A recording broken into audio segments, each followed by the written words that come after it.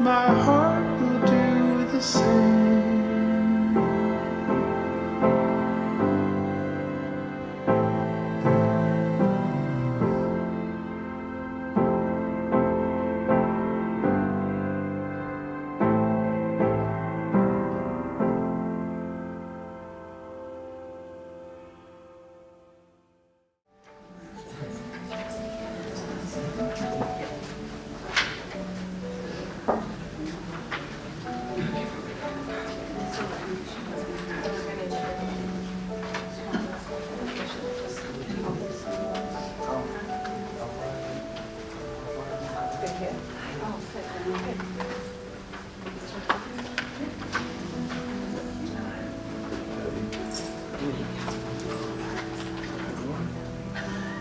Just waking up, mate.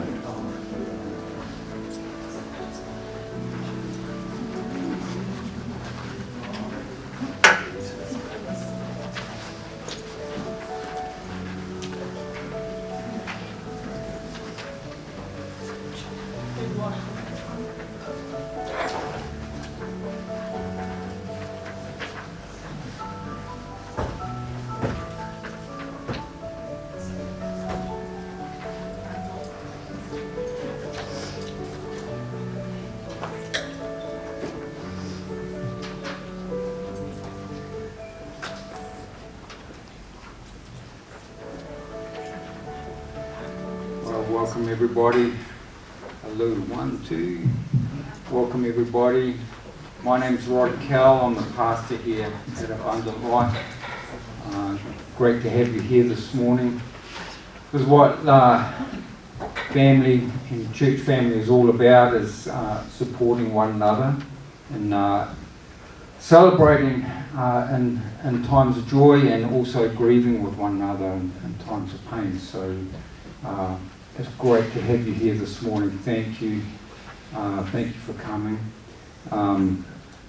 So on behalf of Ryan and Rachel and their families, Neil and Shirley, and Rachel's brother, I welcome you here today as we come together to honour the life of Evangeline Renee Williams and to show our love and support for Ryan and Rachel. After this time of remembrance, we're going to have some morning tea out in the foyer afterwards. So welcome you to stay and fellowship with Ryan and Rachel and support them after this remembrance service. Rachel has asked me, Ryan and Rachel have asked me to read from Mark 10, 13 to 16. Then they brought the little children to him that he might touch them. But the disciples rebuked those who brought them. But when Jesus saw it, he was greatly displeased and said to them, "Let the little children come to me, and do not forbid them, for such is the kingdom of God. Assuredly I say to you, whoever does not receive the kingdom of God as a little child will by no means enter it." And he took them up in his arms and laid his hands upon them and blessed them.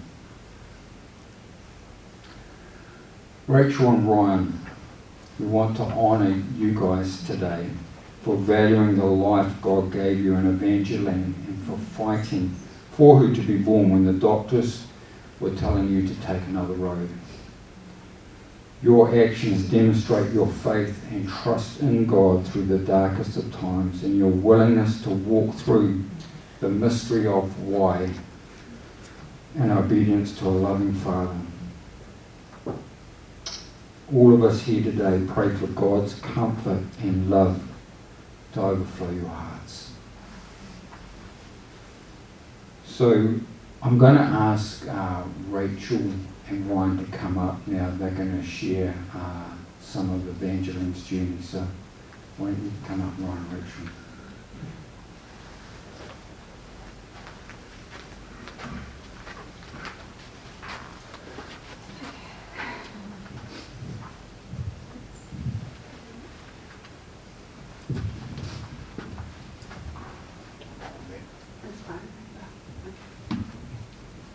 Alright, I'm just going to read something I wrote, and I'm going to try not to look at anything.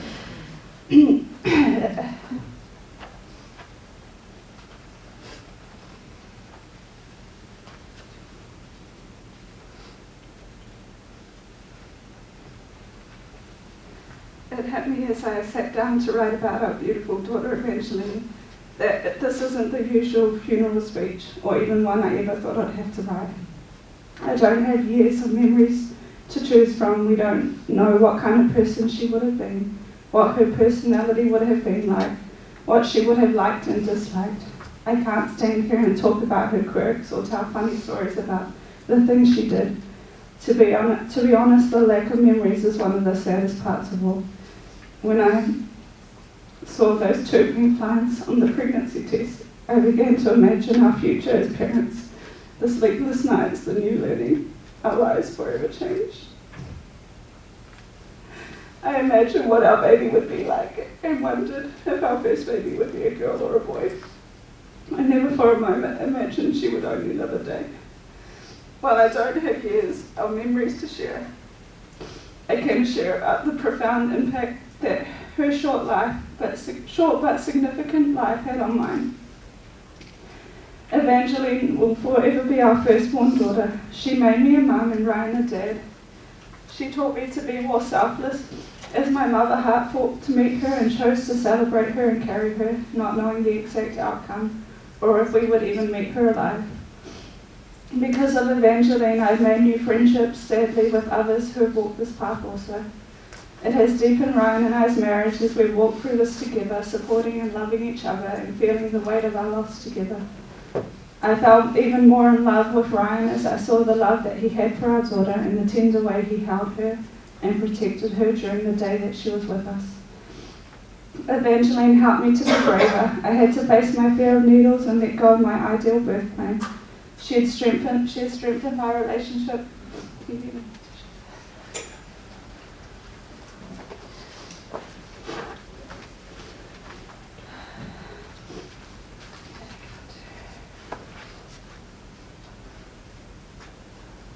She has strengthened my relationship with God as I've had to wrestle with my faith, my unanswered questions, and my preconceived ideas about how life is meant to be.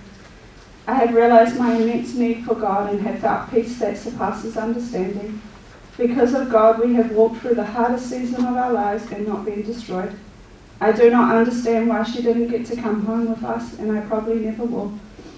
But I know that we are forever changed because she existed. Her life was a gift. About a week before she was born, I felt that I needed to thank God for giving me Evangeline.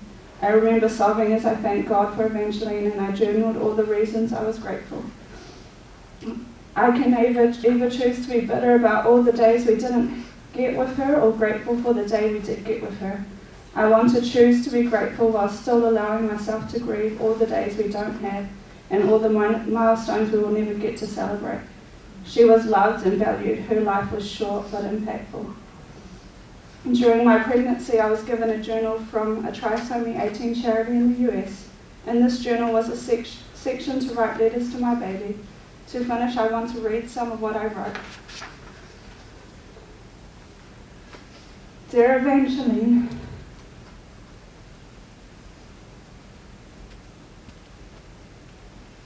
I know that you are a fighter and you will fight to meet us. We so want to meet you, to kiss your cute little butter nose and to hold you, our girl. Whether you live on this earth or in heaven for eternity, one thing is certain, you are loved. You are fearfully and wonderfully made in the image of God. When the time comes for you to say goodbye, I want you to know that you get to be with Jesus, the kindest person in the whole world. He loves you more than anyone. I think you already know him. He holds you and protects you in my womb. He is closer to you than your dad and I could ever be. Heaven is the most beautiful home. There is no sickness or pain there. And you will never know suffering. We will love you forever. You are Evangeline. Your name means a messenger of good news. Your life will help to tell God's story. Thank you, daughter, for all that you've gifted to our lives. Thank you for making me a mum. And just before Ryan shares, Mum and Dad, you can share, and then Ryan's going to go last.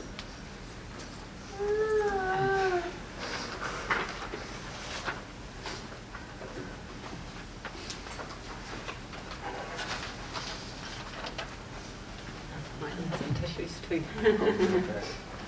Sorry.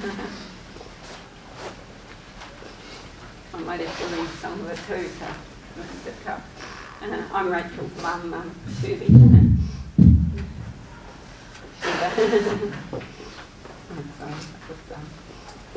Going through the journey of Evangeline, I have to be honest, has been one of the toughest journeys of my life, from the excitement to find out Rachel's pregnant to the devastation of finding out Evangeline wasn't going to live. You know, having that little bit of hope it would be okay and wanting to fix it when you couldn't. The many times I said to Neil, I wish it was me going through this rather than watching someone I love have this tough journey. And Neil and I weren't sure how we would be once she was born, knowing we wouldn't have her for long. And part of me wanted to run away. But the day Evangeline was born, there was still incredible joy. Just to have a day to hug her and love her and have time to hold her is something I will always hold in my heart. It was really just so special that it's too hard to explain just how great that day was. Saying goodbye was heartbreaking, and I could never explain how much that hurt. But we will always be grateful for the day we had with her. And I'm so glad I didn't run away and was there for that special day. I now wear a permanent reminder on my wrist of Evangeline, the perfect little rose, and she will always be in my memories and my heart. Our neighbour gave us a red rose in the memory of Evangeline, and it's also called Loving Memory, and it's a beautiful memory potted in our garden. Evangeline, Rachel and Ryan's firstborn, our granddaughter, safe in the arms of Jesus. We love you, Rachel and Ryan, and we will never forget Evangeline.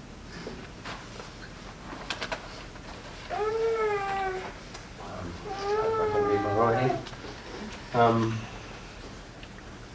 Yeah. That's right. I was thinking about the significance of one day and how much one day really matters. That's all we had with Evangeline, was that one day, 24 hours. I remember when I first found out that, that outcome, the potential outcome of Evangeline, what would happen for Evangeline. I remember saying to Rachel and Ryan that if we had an hour, if we had a day, if we had like a year with her, we were going to love her as much as we possibly could, regardless. And that's exactly what happened when she was born. We absolutely loved her, cared for her in that hour. And that was an incredibly special one day, really. And one day really matters. It's amazing how much you can love someone in one day, and how much love can be bestowed upon you in that time. Sometimes I think we waste our days, we don't we just rush through them kind of thing. But it's kind of like when we're having that one day, that first day when a lot of people got to meet Evangeline, and it's kind of like the rest of the world stood still, really. Nothing else kind of mattered. And it was a surreal, kind of amazing time, really, that God gave us. I think it was an incredibly important day. And we realised the things that matter the most. Nothing else kind of mattered. It was just loving this child and loving one another and being there for each other. As Rach said, Evangeline means good news, or bearer of good news. And in scriptural terms, really, that's the good news is the gospel of Jesus. I believe that even though we had one day with her, that what she brought to all of us and showed all of us, her name will continue to, be shown in the world, that the evangelism will continue on in our stories and our love for her and the messages that happen. And I know that whenever I talk to anybody about Jesus from this point on, that she's going to be there right with me. And through my counselling, that the story is a story I will use to help other people and evangelise other people and lead other people to know Jesus. And that's, so one day, massively significant. Really. hear the bearer of good news. Never want to let that down. So, yeah, like Shirley said, it was an incredibly powerful time that we had with Evangeline. It just amazed me how powerful that was and how incredibly sad it was when she did pass. So, I know that she will live on and living up to her name. There's no coincidence. It means so much and it will carry on meaning so much.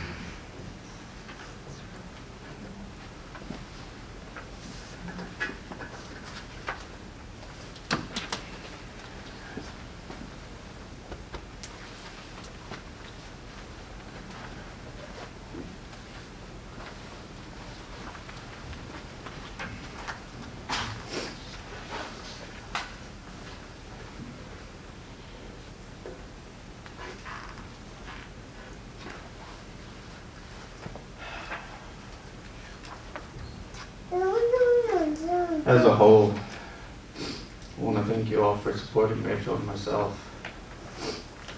The sincerity of words and actions has been seen and felt with much gratitude. Evangeline.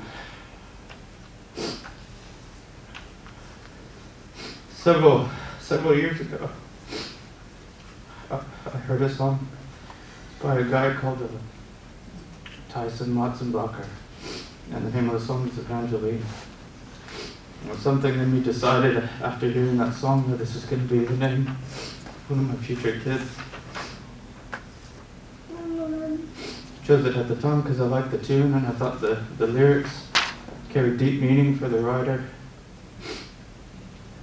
And just as well, the lyrics, they hold so much truth and wisdom that somebody else's experience of loss. And the strange thing about it is that it now sounds a lot like our story. Just wanted to share just a few lines from the song that are simply meaningful and how they tie in with our story now. When the thunder rolls, you showed me what a love could bring. When the cold wind blows, discovered what a love could mean. And when the darkness holds, oh my sweet Evangeline,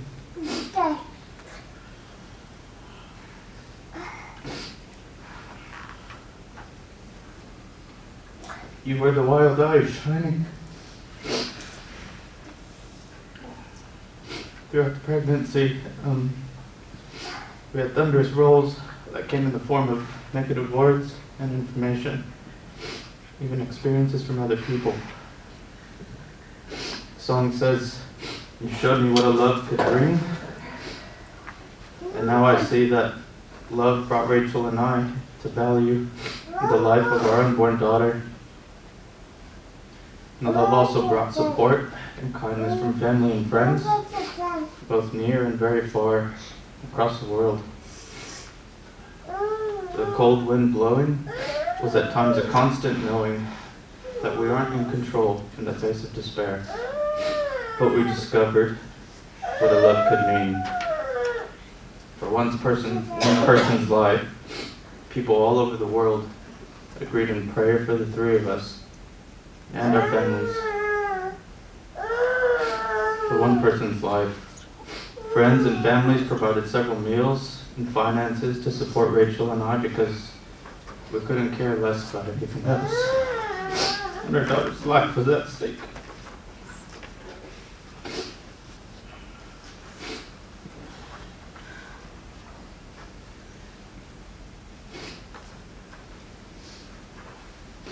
And there are many other ways that we discovered what a love could mean. But here's the most important. It's still in the works, but it's well on the way. We've come to understand how much more the King of Heaven loves us, that he willingly gave up his son for us. And we have more of this to learn, but we understand because no one else needs to teach you how to love your child when you see how precious they are.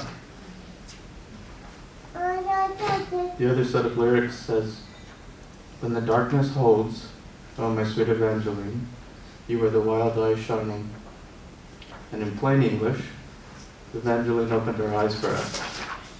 And in the midst of grief and joy, her eyes were shining beautifully. In the short time she was here, her presence was sweet and powerful. But there's a need for the constant reminder that in heaven, Evangeline's life is shining much more so. These moments can be a bit heavy, so if I can leave you with one thing to remember, one piece of relevancy that goes beyond Rachel and mine's experience in this time, I want to leave you with the knowledge of the gift of purpose. Because the quality of one's life isn't constrained by time. I believe we are made in God's image, and that means we have inherent value, purpose, here on earth. No one and nothing can take that away. Thank you.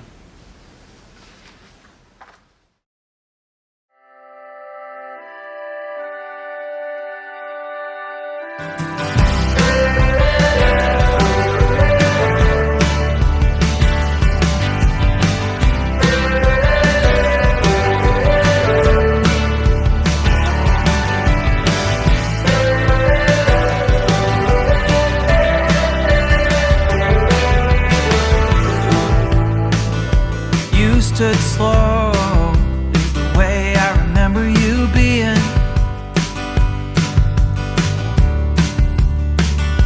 Summer slow, innocent love growing hard and strong, teeth in.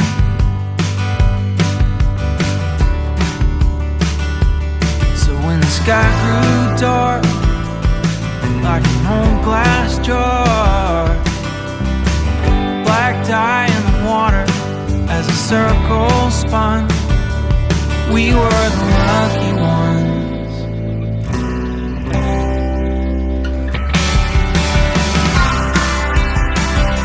Thunder roll, you show me what a love can mean. Cold wind blow, discover what a love can be. Darkness hold, oh, my sweet Evangeline, you were the wild eyes shining. You were the wild eyes shining.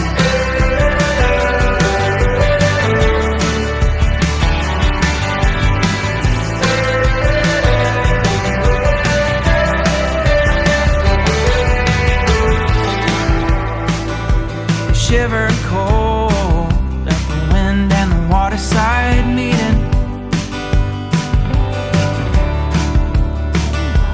Summer goes, do you wave a farewell then sad towards home? 'Cause you can't keep it.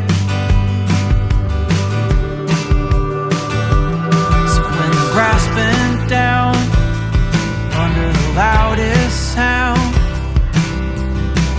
dead silence surrounding and what was to come, we were the lucky ones.